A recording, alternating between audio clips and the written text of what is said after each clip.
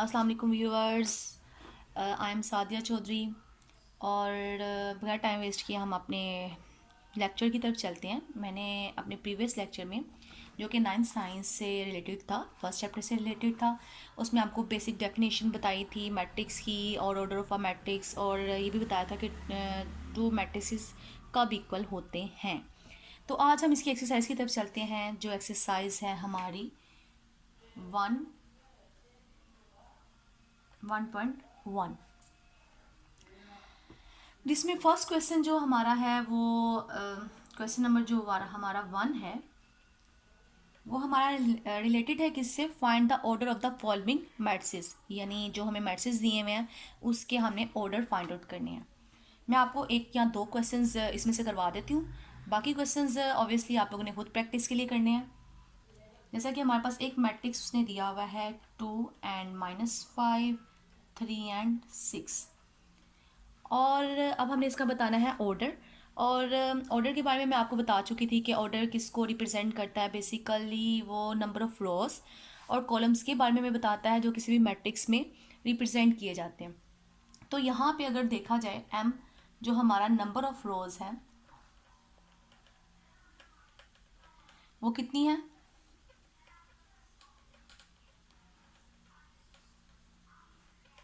2। और इस तरह से एन, जो हमने स्मॉल लेटर से शो किया था, नंबर ऑफ कॉलम्स जो इस तरह से रिप्रेजेंट किए जाते हैं, C1 और C2, तो वो भी कितने हैं, 2। तो ऑर्डर ऑफ ए हमारे पास क्या होगा, M/N, that is equal to 2/2। यानी इस मैट्रिक्स ए का जो ऑर्डर है वो हमारे पास क्या है, 2/2। अब हम आते हैं ये अपने दूसरे क्वेश्चन की तरफ। अब इस क्वेश्चन में एक हमारे पास मैट्रिक्स है ई, और उसकी एलिमेंट्स हमें बताए हुए हैं कि उसमें क्या क्या एलिमेंट्स हैं। अब हमने इसका ऑर्डर फाइंड आउट करना है, तो हम इसका ऑर्डर देख लेते हैं कि एम हमारे पास क्या है, नंबर ऑफ रोज, जो कि यहाँ पे कितनी है, 3। एंड एन हमारा क्या है, number of columns, that is equal to 2। So order of E क्या आ जाएगा आपके पास, M/N, that is equal to 3/2। यानी 3 रोज एंड 2 कॉलम्स, हमें इसका ऑर्डर मिल गया है ई का। इसी तरह से आप लोग B, C, D, F और G, जो बाकी रिमेनिंग पार्ट्स हैं इस क्वेश्चन नंबर 1 के, वो आप खुद ही सॉल्व कर लेंगी। नाउ व्यूअर्स, हम लोग अब क्वेश्चन नंबर 2 की तरफ आते हैं। जो क्वेश्चन नंबर 2 की स्टेटमेंट है वो है which of the following matrices are equal. यानी हमें उसने कुछ मैट्रिसेस दिए हुए हैं A, B, C, D, E, F, G, H, इसी तरह से I and J, और हमने हर यानी दो मैट्रिसेस को आपस में कंपेयर करना है, यानी टर्न बाय टर्न, और ये चेक करना है कि कौन से दो मैट्रिसेस जो है ना वो आपस में इक्वल हैं। और इक्वल मैट्रिसेस के बारे में मैं अपने लास्ट लेक्चर में आपको बता चुकी हूँ कि इक्वल मैट्रिसेस की दो कंडीशन होती हैं। एक कंडीशन ये होती है कि दोनों मैट्रिसेस के जो ऑर्डर है वो क्या होने चाहिए, सेम होने चाहिए, यानी फर्स्ट वाले का ऑर्डर सेकंड मैट्रिक्स के ऑर्डर के इक्वल होना चाहिए। और जो दूसरी कंडीशन थी इसकी, वो थी कि क्रॉसपॉन्डिंग जो एंट्रीज हैं इन दोनों मैट्रिक्स की, वो आपस में सेम होनी चाहिए। तो चलें, जो मेरे सामने क्वेश्चन लिखा है, ये डी और ई हमारे पास दो मैट्रिक्स हैं, हम चेक करते हैं कि ये दोनों मैट्रिक्स आपस में इक्वल हैं या नहीं। सबसे पहले तो हम फर्स्ट कंडीशन की तरफ चलते हैं, फर्स्ट कंडीशन की तरफ। और फर्स्ट कंडीशन हमारी थी कि order of first matrix equal होना चाहिए ऑर्डर ऑफ सेकेंड मैट्रिक्स। अब यहाँ ऑर्डर ऑफ डी क्या है, इसकी एक ही रो है, यानी 1 रो, और कितने कॉलम्स हैं, 2। अब ऑर्डर ऑफ ई क्या है, 2/2, यानी 2 रोज एंड 2 कॉलम्स। अगर देखा जाए तो इसकी 2 रोज हैं, एक ये यानी R1, R2, C1 and C2, और यहाँ पे ऐसा नहीं है। तो हम इन दोनों के ऑर्डर्स को अगर कंपेयर करते हैं, ऑर्डर ऑफ डी और ऑर्डर ऑफ ई आपस में इक्वल नहीं है, इसका मतलब है फर्स्ट कंडीशन ही जो है वो फुलफिल नहीं होती, जिसकी वजह से ये दोनों मैट्रिसेस डी एंड ई आपस में इक्वल नहीं है। So matrices D and E are not equal. अब हम एक और एग्जाम्पल इसमें से कर लेते हैं, क्वेश्चन कर लेते हैं, बल्कि इस क्वेश्चन में से एक और पार्ट कर लेते हैं और देख लेते हैं क्या वो दोनों मैट्रिसेस भी आपस में इक्वल हैं या नहीं। चलिए नेक्स्ट जो मैंने क्वेश्चन लिखा है, मतलब क्वेश्चन नंबर 2 का जो पार्ट लिखा है वो एक ई मैट्रिक्स है हमारे पास और एक हमारे पास जे मैट्रिक्स है। और अब हमने इन दोनों को चेक करना है क्या ये दोनों मैट्रिक्स भी आपस में इक्वल हैं या नहीं। यानी वही प्रोसीजर कि हमने फर्स्ट कंडीशन चेक करनी है, इसके अलावा हमने सेकंड कंडीशन चेक करनी है। क्या ये दोनों कंडीशन अगर फुलफिल होती हैं तो इसका मतलब यह है कि हमारे दोनों मैट्रिक्स आपस में क्या है, इक्वल है। अगर हम फर्स्ट कंडीशन की तरफ चलते हैं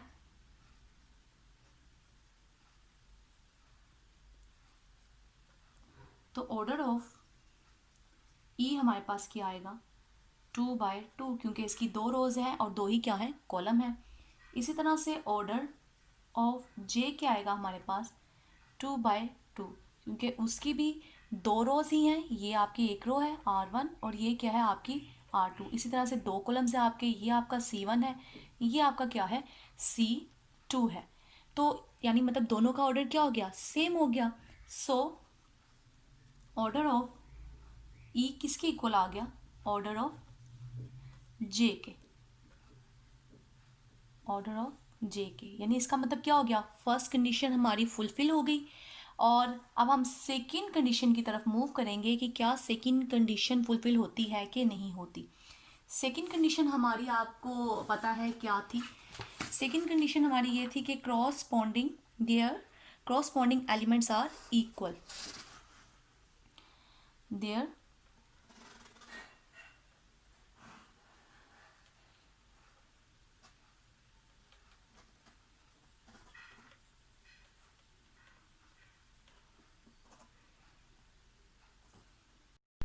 their corresponding elements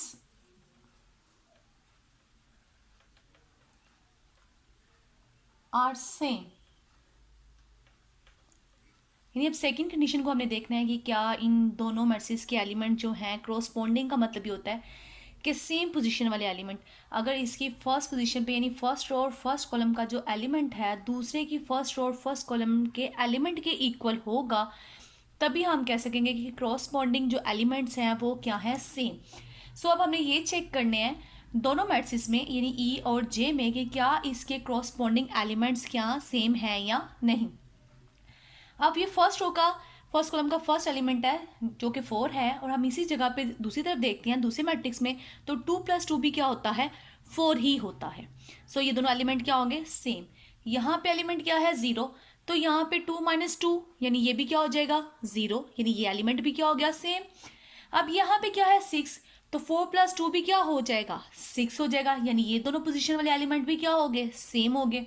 अब ये लास्ट वन एलिमेंट क्या है, 2, और 2 में जब हम 0 को ऐड करते हैं तो वो भी क्या हो जाएगा, 2, यानी हर एलिमेंट एक मैट्रिक्स का दूसरे मैट्रिक्स के हर एलिमेंट के क्या है, इक्वल है, और सेम पोजीशन वाला जो एलिमेंट है वो क्या है, इक्वल है। इसका मतलब है ई एंड जे दोनों के जो क्रॉसपॉन्डिंग एलिमेंट्स हैं वो क्या है, सेम है। सो दूसरी वाली condition their corresponding elements are same, same हो गए हैं, और वो दूसरी कंडीशन भी क्या हो गई है, फुलफिल हो गई है। तो इसका मतलब क्या हुआ, आपके जो दोनों मैट्रिक्स हैं ई और जे वो दोनों आपस में क्या है, इक्वल है। सो हम लिख सकते हैं matrix E and J are equal, यानी ये दोनों कंडीशन को फुलफिल कर रहे हैं मैट्रिक्स। सो ये दोनों मैट्रिक्स आपस में क्या है, इक्वल है।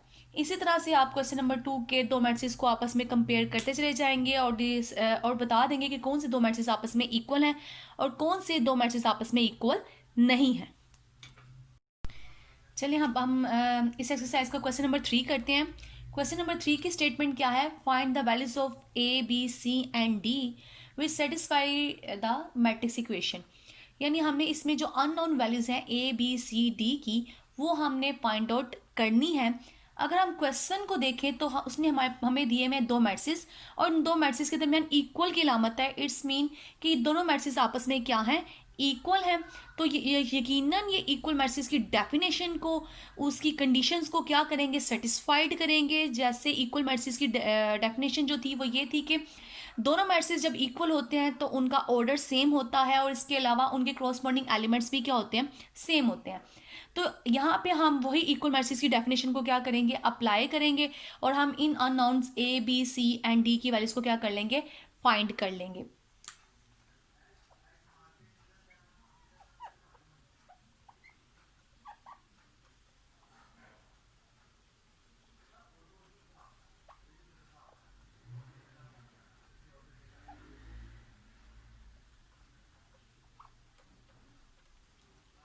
इक्वल मैट्रिक्स का मतलब ये है कि ऑर्डर सेम होना चाहिए।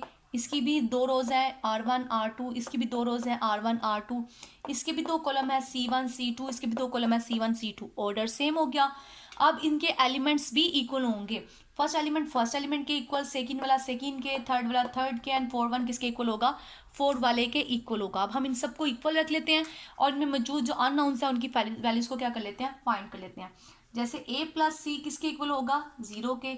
इसको आप फर्स्ट इक्वेशन का नाम दे सकते हैं। a प्लस 2b किसके इक्वल होगा, -7 के। इसको सेकेंड इक्वेशन का नाम दे सकते हैं। इस तरह से c -1 किसके इक्वल होगा, 3 के। ये आपकी थर्ड इक्वेशन बन जाएगी। और इसी तरह से 4d -6 आपका किसके इक्वल होगा, 2d के। तो आपकी ये फोर्थ इक्वेशन बन जाएगी। अब आप इक्वेशन 4 को सबसे पहले यूज़ कर लेते हैं। Equation 4, using equation 4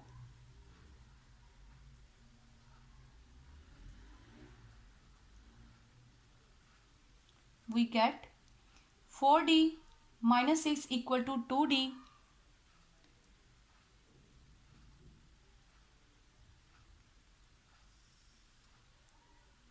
4d minus 6 equal to 2d। तो यहाँ से जो आपका कांस्टेंट है 6 वो दूसरी तरफ चला जाएगा और 2d इधर आके क्या हो जाएगा, सब्ट्रैक्ट हो जाएगा। 4d minus 2d is equal to 6। तो यहाँ से 4 में से 2 चलेंगे तो बाकी आपके क्या पास बचेंगे, 2d 6। और ये जो 2 है वो दूसरी तरफ जाके क्या हो जाएगा, डिवाइड। तो आपके पास d की जो वैल्यू आ गई है वो क्या आ गई है, 3। इसी तरह से आप यूजिंग क्या कर देंगे, यूजिंग इक्वेशन 3। अब आप इक्वेशन 3 को यूज़ करेंगे। इसी तरह से जब इक्वेशन 3 को यूज़ करेंगे तो हमारे पास क्या आ जाएगा, c -1 इक्वल टू 3 और 1 दूसरी तरफ जाके क्या हो जाएगा, प्लस। तो c की वैल्यू क्या आ जाएगी आपके पास, 4। तो इसमें से a b c d में से हमारे पास जो 2 अननोन्स हैं यानी c और d की वैल्यू तो हमने क्या कर लिया, फाइंड कर लिया। अब हम आते हैं अपने फर्स्ट वाली इक्वेशन को यूज़ कर लेते हैं।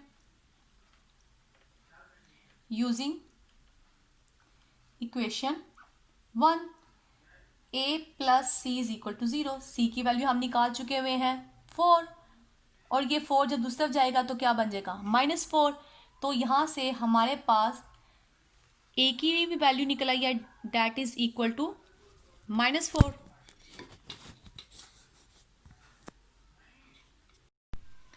Date is equal to -4।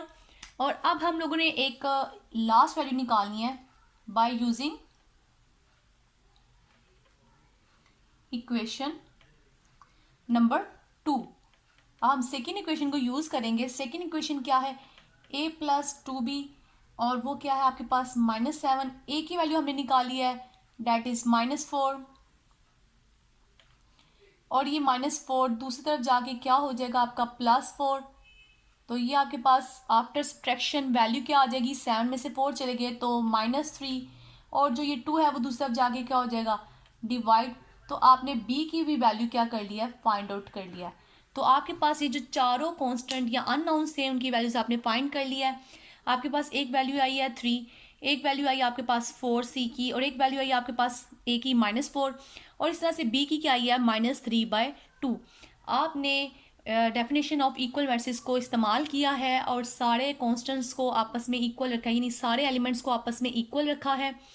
Corresponding elements को इक्वल रख के आपने कांस्टेंट्स की क्या कर लिया है, वैल्यूज़ को फाइंड आउट कर लिया है।